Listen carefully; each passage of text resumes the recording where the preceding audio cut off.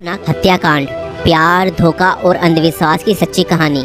मेरठ उत्तर प्रदेश में 2025 में हुआ एक ऐसा हत्याकांड जिसने पूरे भारत को हिलाकर रख दिया।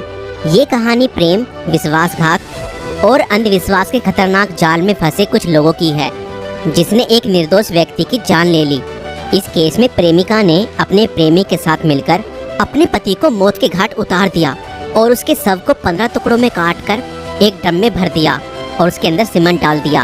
मगर चलिए इस कहानी को शुरुआत से देखते हैं। में मेरठ निवासी सौरभ राजपूत की मुलाकात मुस्कान रस्तोगी से हुई। दोनों के बीच प्रेम हुआ और कुछ सालों बाद उन्होंने शादी कर ली।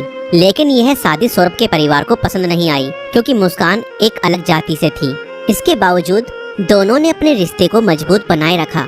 सौरभ मर्चेंट नेवी में जॉब करते थे और लंदन में पोस्टेड थे। शादी के कुछ समय बाद सौरभ लंदन चले गए, जबकि मुस्कान अपनी बेटी के साथ मेरठ में रहने लगी। इस दौरान उनकी जिंदगी में एक तीसरा व्यक्ति साहिल शुक्ला आया, जो मुस्कान को पहले से ही जानता था। सौरभ के लंदन में रहने के कारण मुस्कान की नजदीकियां साहिल से बढ़ने लगी। साहिल, जो पहले से ही मुस्कान को पसंद करता था, अब खुलकर उसके साथ वक्त बिताने लगा। मुस्कान ने उसे यह यकीन दिला दिया कि वह अपने पति के साथ खुश नहीं है और वह साहिल से सच्चा प्यार करती है। साहिल शुक्ला अंधविश्वासी प्रवृत्ति का था और आत्माओं, तंत्र मंत्र जैसी चीजों में विश्वास करता था। मुस्कान ने इस बात का फायदा उठाते हुए उसके लिए स्नैपचैट पर एक फर्जी अकाउंट बनाया, जिससे वह साहिल शुक्ला की मरी हुई मां के नाम से चैट करती थी। इस फर्जी अकाउंट से वह साहिल को यकीन दिलाने लगी कि उसकी मां की आत्मा मुस्कान को पसंद करती है और चाहती है कि वे दोनों साथ रहें। धीरे धीरे साहिल पूरी तरह से मुस्कान की बातों में फंस गया। मुस्कान ने उसे यह विश्वास दिलाया कि अगर वह उसके पति सौरभ को रास्ते से हटा दे तो वो दोनों एक साथ रह सकते हैं। साहिल अब पूरी तरह से मुस्कान के इशारों पर नाचने लगा था। मुस्कान और साहिल ने मिलकर सौरभ को मारने की साजिश रची। 4 मार्च 2025 को जब सौरभ लंदन से मेरठ अपनी पत्नी और बेटी से मिलने आया, तब मुस्कान ने सौरभ की फेवरेट सब्जी कोफ्तों में बेहोशी की दवाई मिलाकर खिला दी।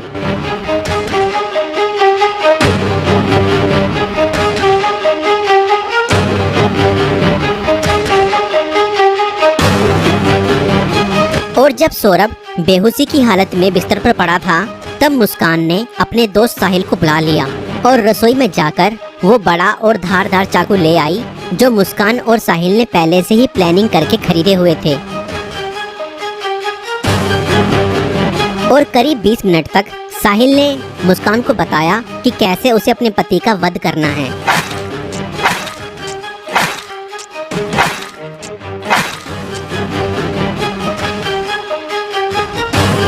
और फिर उसके बाद मुस्कान और साहिल ने सोते हुए सौरभ पर हमला किया और उसके हृदय पर 3 बार वार किए।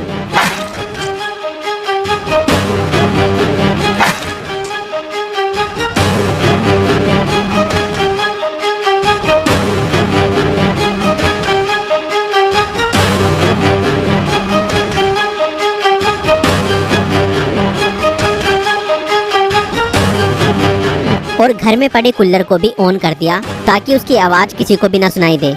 जब उन्होंने सौरभ को खत्म कर दिया, उसके बाद वह उसकी बॉडी को बाथरूम में ले गए।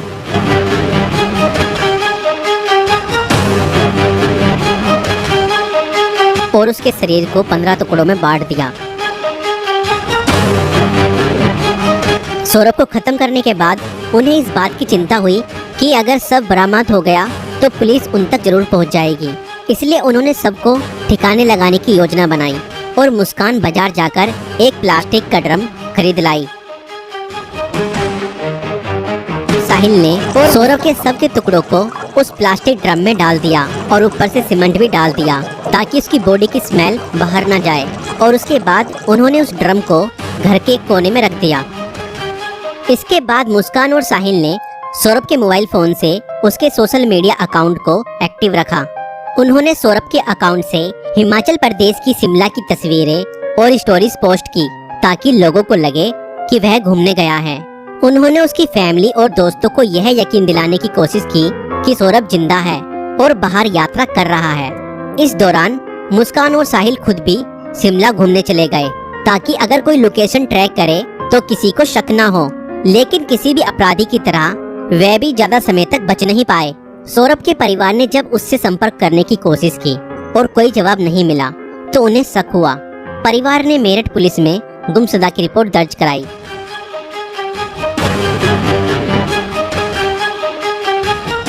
और इसी बीच मुस्कान ने अपने माता पिता को बताया कि शायद सौरभ का मर्डर हुआ है और उसके घर वालों ने ही उसका मर्डर किया है।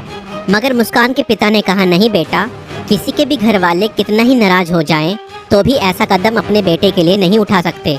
बेटा, मुझे सच सच बताओ, सौरभ कहाँ है? मुझे सच्चाई बताओ, मैं किसी से कुछ नहीं कहूँगा। और तब मुस्कान ने अपने पिता को बताया कि उसने और साहिल ने मिलकर सौरभ को ख़त्म कर दिया है। और इतना सुनते ही मुस्कान के पिता ने पुलिस को सारी खबर बता दी।